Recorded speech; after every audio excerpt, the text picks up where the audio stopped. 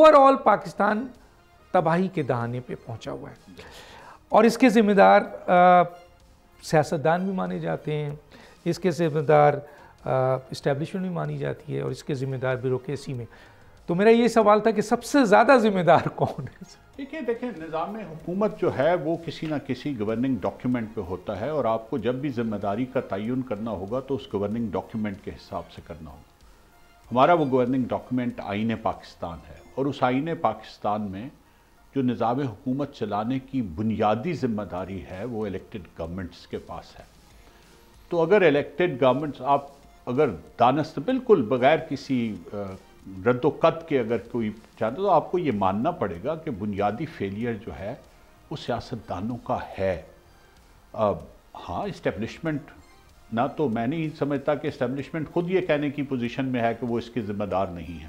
وہ اس کے اتنے ہی ذمہ دار ہیں جتنی بیوروکریسی سول بیوروکریسی ذمہ دار ہے، اتنی ملٹری بیوروکریسی بھی ذمہ دار ہے. شاید سول بیوروکریسی سے تھوڑی سی زیادہ ذمہ دار ہے، کیونکہ انہوں نے اختیار کو جس طرح استعمال کیا شاید سول بیوروکریسی کے پاس اس طرح کا اختیار بلا شرکت غیر کبھی نہیں رہا جس طرح کچھ سالوں کے لیے کچھ ڈیکیڈز کے لیے ان کے پاس رہا ہے. لیکن میں اس لیے یہ کہتا ہوں کہ سیاستدان ذمہ دار ہے کیونکہ نمبر ایک تو گورننگ ڈاکیومنٹ میں ذمہ داری اس کی ہے، دوسرا لوگ اسے الیکٹ کرتے ہیں.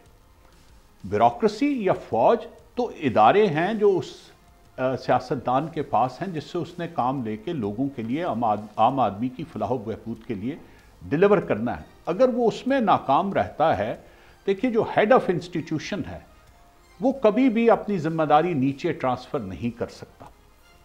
ہیڈ آف انسٹیٹیوشن کو ہمیشہ سب سے پہلے اپنی ذمہ داری ماننی. اسی طرح جس کی حکومت ہے ذمہ داری اس کو لینی پڑے گی. ہماری یہ بدقسمتی ہے کہ سیاستدانوں نے کبھی وہ فیصلہ کن سٹیپ نہیں لیے جس کو کہتے ہیں نا کہ فیصلہ سازی کرنا، اور بالکل دلیری سے فیصلہ سازی کرنا، اور یہ کہنا کہ ہاں آج یہ وقت مطلب بے شمار وقت ایسا تھا جب سیاستدانوں کو یہ پتہ تھا کہ محلاتی سازشیں ہو رہی ہیں اور جلد یا دیر یہ تختہ الٹ جائے گا.